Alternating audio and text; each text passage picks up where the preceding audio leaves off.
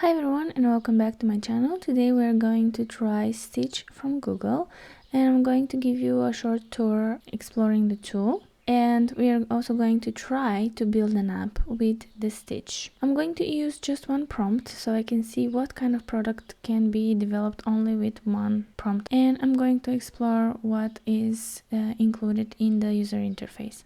As you can see, we have the usual prompt in the middle with some suggestions on how we can start with 3 sentences. Then we have examples of prompts and apps and dashboards that we can test out. Some of the general social media icons and good to have features like frequently asked questions and forum. Here, as you can see, we can upload different files and website URLs, which is helpful.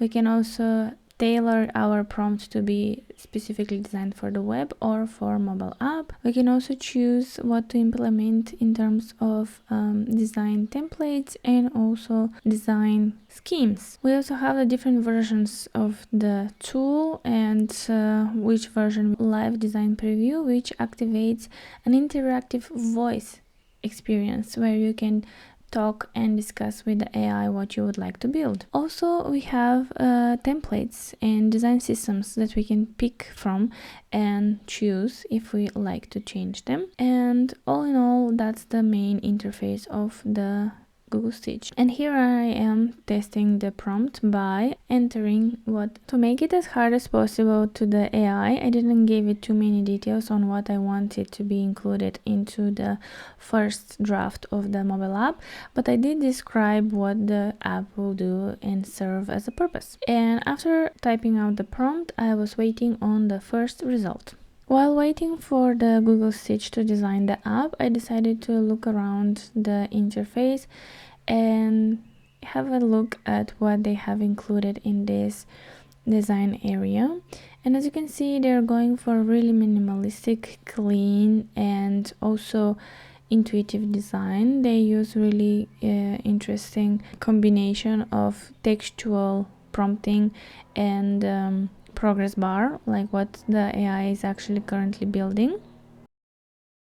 Then after you read the details, you can commit and see if that's actually okay for you and you wanted to start with the building process after you approve what is the strategy behind building the app. For the testing purposes, I clicked Let's Start. After agreeing and confirming that this is exactly what you want it to be built, first thing we see is our mini design system or style guide, which is going to be used for the app. And then while this was loading, I decided to explore the tools on the right side, from the selection tools to the hand to other tools that can be used, and also designs that can be favorited. To be honest, I do really like the dark theme of this tool. I really appreciate the color scheme and the design. It looks really modern. It looks very techy. I wouldn't say that this is a demo because it looks quite polished and well put together. And indeed, less is more, and this feels very intuitive to use and not very hard to get around, especially with the included live preview that gives you the option to communicate with the AI with your voice, which is one step ahead from other tools that I have seen in terms of accessibility.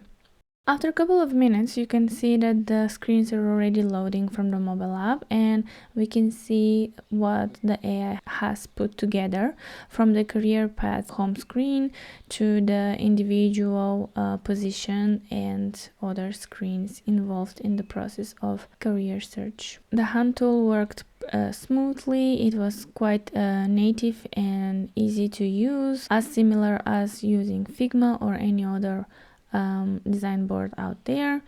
As you can see, the theme that Google Stitch goes for is the colorful one, the typical blue theme, and it's nothing groundbreaking or unique, but that's because we didn't give any specific prompts or details to the AI to enhance the design style.